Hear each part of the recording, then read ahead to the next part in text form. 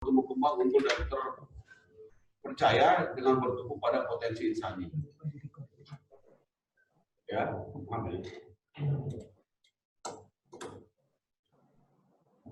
Kamu punya ada kan juga kan? Oke, ya. Nah, misi PLN secara mengupayakan tenaga listrik menjadi pendorong kegiatan ekonomi, menjalankan kegiatan usaha yang berwawasan lingkungan. Kemudian misi PLN UI di Lampung apa? Mengelola kegiatan pendistribusian tenaga listrik, karena fokus kita adalah di situ. Dan pembangkit isolated dengan jumlah mutu keandalan sesuai standar yang ditetapkan, mengelola niaga dan penjualan tenaga listrik untuk meningkatkan kinerja perusahaan, mengelola pelayanan pelanggan untuk memenuhi kebutuhan dan tingkat kepuasan pelanggan, mengelola sumber daya dan aset perusahaan secara efisien, efektif dan strategis untuk menjamin pengelolaan usaha secara optimal dan memenuhi kaidah good corporate governance. Itu adalah misi kita. Kemudian strategi temanya adalah satu, peningkatan revenue, penurunan PPP, meningkatkan customer experience. Ini sudah selaras dengan transformasi PLN. Kemudian strategi resultnya nanti adalah harus ada peningkatan penjualan, efisiensi operasi dan investasi, peningkatan kepuasan dan keterikatan pelanggan. Nah, ini yang harus kita ingat, kawan-kawan semua ingat, lihat itu, ya, itu yang kita lakukan. Ini harus kalian pahami. Nanti akan kita share materinya ya. Nah, ini adalah strategic map-nya. Strategi objektifnya adalah di internal proses nanti ada masalah. Kalau kita lihat dari strategi objektif, kalau dari bawah kita buat adalah learning dan growth. Dimulai dari situ dulu, learning dan growth. Satu, peningkatan efektivitas dan kualitas organisasi dan SDM. Dua, perbaikan tata kelola organisasi. Makanya kenapa kita selalu juga melakukan pembinaan, diklat dan rotasi promosi orang-orang. Tujuan adalah untuk meningkatkan efektivitas dan kualitas organisasi. Nah, pengukurannya seperti apa? Measurement ke siapa? Dan inisiatifnya apa? Di situ kita lihat adalah meningkatkan kompetensi pegawai,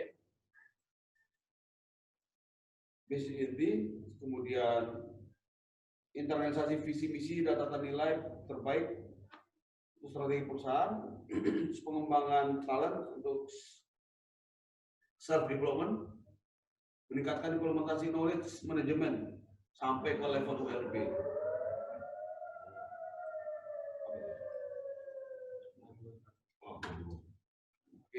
Biar.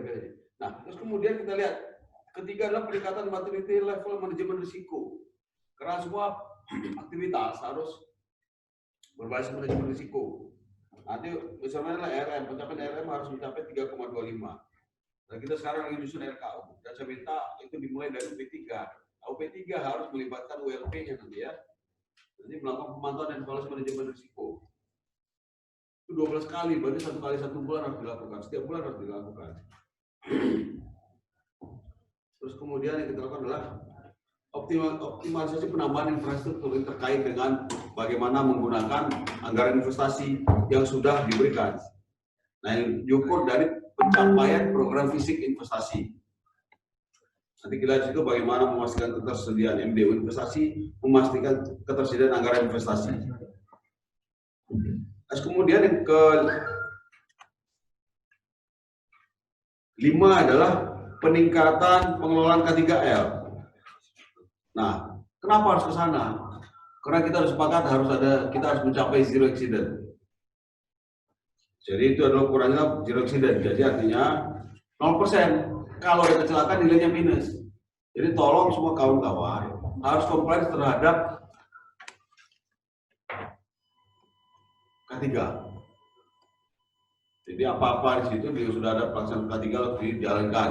Setiap bulan selalu ada rapat P2 K3. Nah, di situ nanti ada monitoring dan evaluasi sosialisasi tentang bahaya bermain layang-layang. Ini melakukan inspeksi untuk konsep-konsep pada jalan distribusi. Jadi tidak boleh lagi ada unsafe condition, kondisi-kondisi tidak aman dalam bekerja. Tidak ada lagi pegawai-pegawai kita, pegawai-pegawai mitra kerja kita yang bekerja tanpa peralatan APD yang lengkap. Tidak ada lagi alasan seperti itu. Tidak ada lagi alasan pekerjaan bisa dilaksanakan tanpa dilakukan job safety analysis JSA-nya, dan harus ada analisa dari pejabat K3L, karena pejabat K3L sudah sampai level ULP.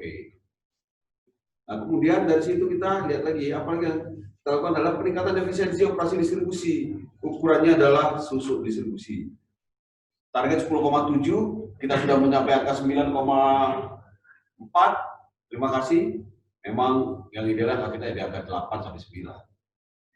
Nah, nanti pelaksanaan monitoring P2TR kita harus bisa mencapai dan mendapatkan 118,4 GWH di Desember.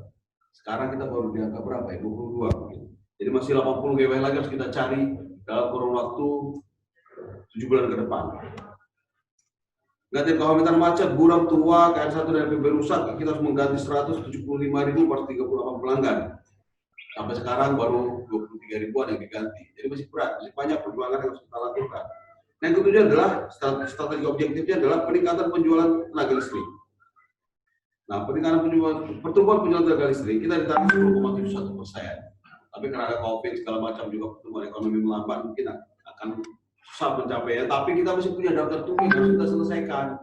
Lakukan percepatan penyambungan PBPD sehingga paling tidak memenuhi SLA. Terus kemudian banyakkah pemasaran layanan konstruksi? Layanan konstruksi.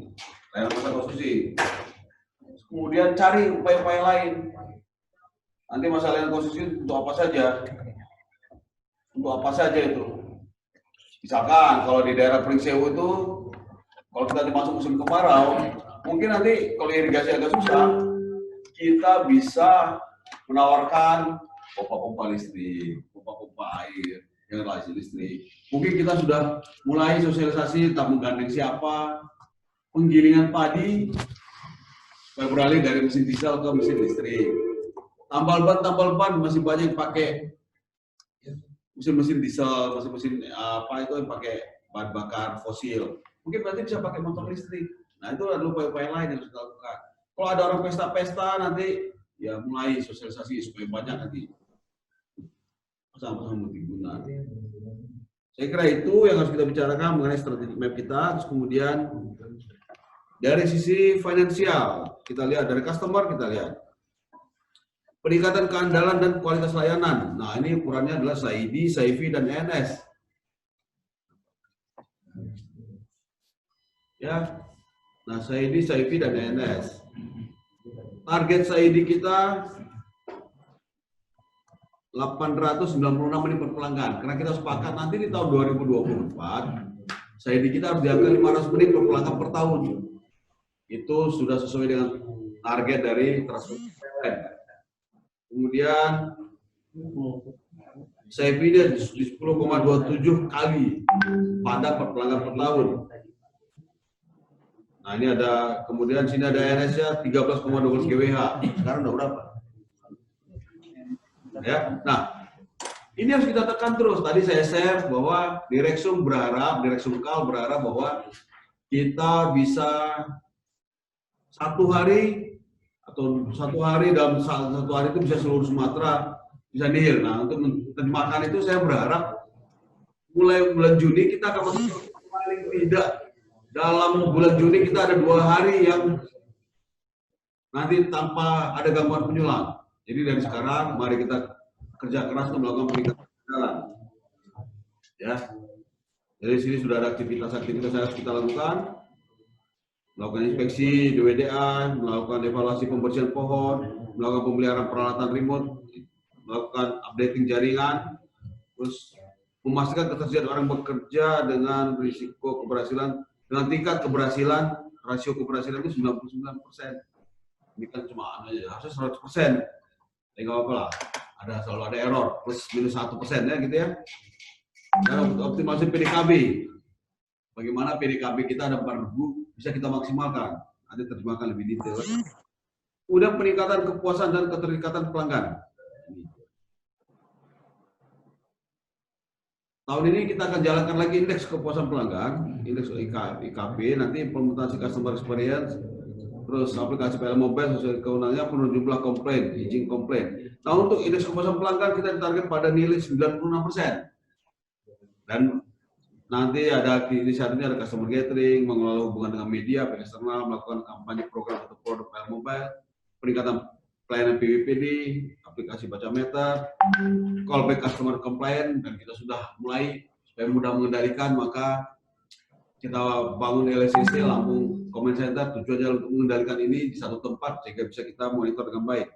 Respon recovery time gangguan kita perbaiki. Nah, khusus IKP nanti yang akan dinilai adalah metro dan kota bumi. Jadi tolong kawan-kawan kota bumi, mulai dari sekarang pelayanan ditingkatkan. Jangan sampai nanti banyak komplainnya. Karena tahun lalu nilai kita sudah 95%. Tahun ini jangan turun, target kita nggak banyak, cuma 96%.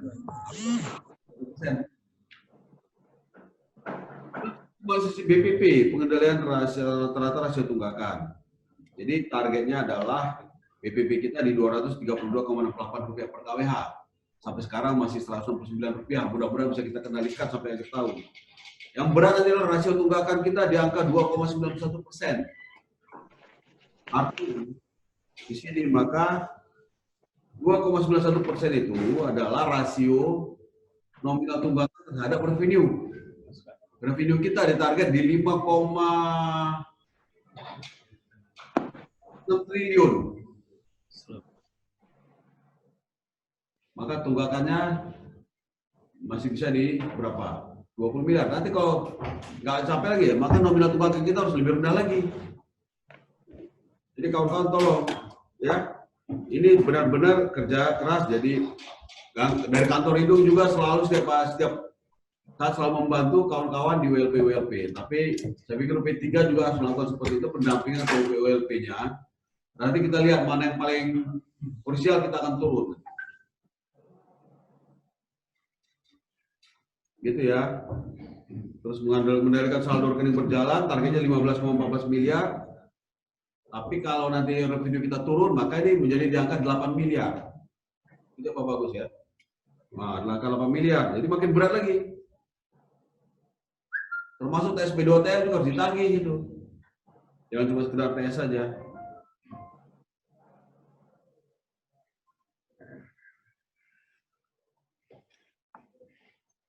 Terus kemudian migrasi pelanggan yang sering nunggak 2-3 bulan ke prabayar. Nah, tolong dipetakan, ini WLP itu, tolong petakan. Kemudian adalah peningkatan pendapatan. Nah, ini tadi, peningkatan pendapatan. Karena fokusnya adalah revenue. Targetnya 5,638 triliun. Tahun lalu kita di 5,06 pencapaiannya. Dari 4,4 triliun di tahun 2018. Jadi kita bisa naik. Maka tahun ini kita dikasih lagi target 16 miliar. Harus ada pertambahan pendapatan selama tahun 2020 ini.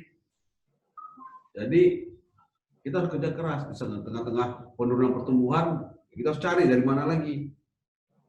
Maka adalah penyambungan pelanggan TM, percepatannya harus lebih cepat, jangan mengeluh, jangan ini. Kalau ada IB pelanggan belum siap, kita harus bantu. Jadi Anda nggak bisa hanya pasif saja, kita harus aktif. Kemudian survei kebutuhan pelanggan apa, mungkin pelanggan-pelanggan kita ada yang bisa kita tawarkan untuk tambah daya, kita bantu bagaimana supaya mereka bisa meningkatkan konsumsi listriknya. Pelanggan premium, menentukan pelanggan jam nyala yang di atas 600, mungkin itu nanti, maka kita harus sepakat ya, LPB tidak usah pakai MCB lagi, maka load limiternya Anda setting sesuai dengan daya yang diminta. Kita berharap nanti yang 450, 900 akan pindah ke 1.300 dan 2.200. Karena sudah di load limiter, mereka nggak bisa besar-besaran lagi. Harapannya begitu. Saya kira itu yang bisa sampaikan untuk strategi map 3. Terus kemudian tinggal implementasinya. Saya minta kawan-kawan manajer P3 ya, nanti ini data file yang kita share. Manajer P3 silakan lakukan improvisasi, lakukan diskusikan dengan kawan-kawan, maksimalkan peran dari setiap SDM yang ada di UP3. Kami di kantor induk juga sudah berusaha maksimal. Kalau perlu lebih dari kita akan support semua UP3. Saya kira itu tentang strategic map. Kemudian saya akan bicara mengenai kesiapan kita untuk menghadapi